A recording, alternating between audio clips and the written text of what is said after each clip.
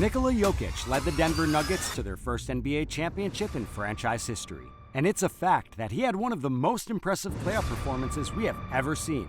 If you still have doubts about that, just look at these numbers. Jokic recorded 10 triple-doubles during the 2023 NBA playoffs, breaking a 56-year-old record held by the legendary Wilt Chamberlain, who had 7 such games for the Philadelphia 76ers in the 1966-67 season. On the same token, Game 3 of the NBA Finals series against the Miami Heat was one for the ages, as the Serbian became the first player ever to have a 30-20-10 game, as he finished with 32 points, 21 rebounds, and 10 assists in the Nuggets' 109-94 win.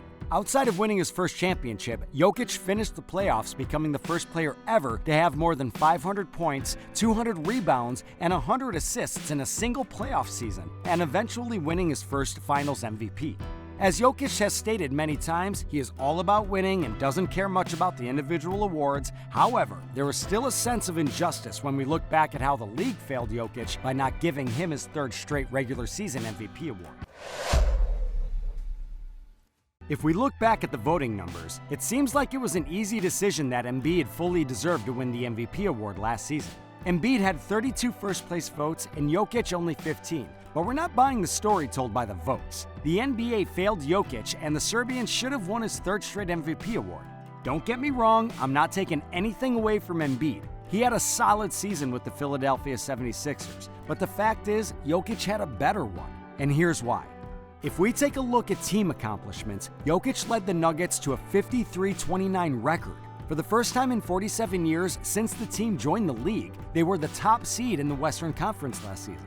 The Sixers, on the other hand, were just third in the Eastern Conference behind the Bucks and the Celtics. Embiid, as the league's leading scorer, led the 76ers to 54-28, which is just one more win than the Nuggets. However, we all know the difference in competition in the East versus the West. For years now, the West has boasted more competitive teams like the Golden State Warriors, Grizzlies, Suns, and now the young franchise, the Kings. No shade to the East, but to lead a team to first in the Western Conference is definitely more impressive than third in the East. If we look at the individual stats, Embiid was the NBA's leading scorer last season with 33.1 points per game. We take our hats off to that, but the fact is the leading scorer barely ever wins the MVP award. The award demands much more than just scoring. Only Kevin Durant and Allen Iverson have won both awards in the same year in this century. Embiid also averaged 10.2 rebounds, 4.8 assists, 1.7 blocks, and 1 steal per game. He shot 54.8% from the field, 33% from three-point territory, and 85.7% from the free throw line. Yes, those numbers are great, but definitely not better than those of Jokic, whose complete performance shines just a little brighter. The Serbian had a better overall stat sheet, averaging 24.5 points, 11.8 rebounds, and 9.8 assists per game, falling just short of becoming the third player in NBA history to average a triple-double. Jokic also averaged 1.3 steals and 0.7 blocks per game. He shot 63.2% from the field, 38.3% from deep, and 82.2% from the stripe. Now, we won't overlook the fact that Embiid scored almost 9 points per game more than Jokic last season, but he wasn't as efficient. Embiid shot 20.1 field goal attempts per game compared to only 14.8 by Jokic. To put this in perspective, Embiid can't be considered a better scorer than Jokic because he simply took more shots. Embiid scores more points per game than Jokic does, but the Nuggets center is much more efficient. If we compare their rebounding stats, they are pretty close, but still Jokic averaged 1.6 more rebounds than Embiid and was third in the league in that category, only behind Anthony Davis and Domantas Sabonis. Embiid finished 10th on that list. However, the biggest difference between the two is displayed in their assists. Only James Harden and Trae Young averaged more assists per game than Jokic last season. Many consider the Joker to be the best passer among centers in NBA history. Jokic averaged 5 more assists per game than Embiid, but this difference doesn't just display a better passing ability. The difference in assists between these centers comes down to their role on their team.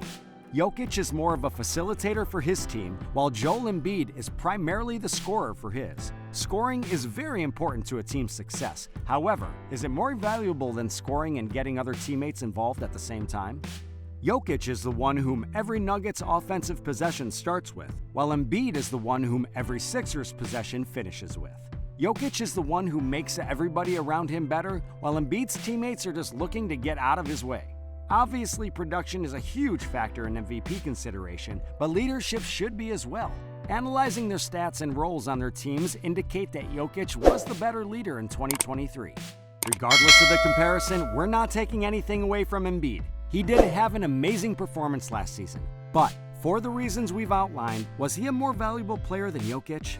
So, the real problem we have here is with the MVP voters. They just denied Jokic of winning his third straight MVP award, which would have put him in the company of Bill Russell, Wilt Chamberlain, and Larry Bird as the only players in NBA history that have ever done that. So why didn't the league give Jokic the MVP award even though he deserved it?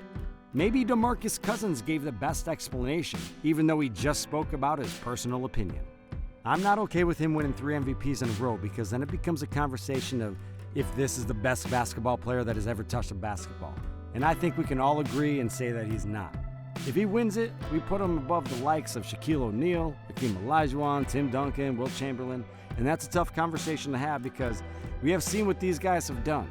So can we sit here right now today and say that Jokic is not only the best big guy to ever play, but the best basketball player that has ever touched the ball? Well, we can all question the credibility of Cousins, but in this case, Boogie said what a lot of NBA analysts thought but were afraid to say. Digging deeper, the real problem we have here is the ambiguity of the requirements to be crowned MVP. By the rules, the MVP award is given to the player that had the best performance in the regular season. While you can look at the stats and determine a winner, it seems to be a true matter of opinion. What really goes into the MVP consideration? Is it the best player on the winning team that gets MVP? Do you take historical achievements of NBA greats and compare them to current MVP candidates? Is it the player with the best story that season that wins? Going back to Kevin Garnett and Boogie's conversation, NBA players aren't even necessarily sure what goes into MVP consideration either. Since there's no true process to determine who wins MVP, many questions remain. Did Jokic's previous MVP awards affect the decision the league made this year when they awarded the MVP? Is there a limit to how many times a player can win it in a row?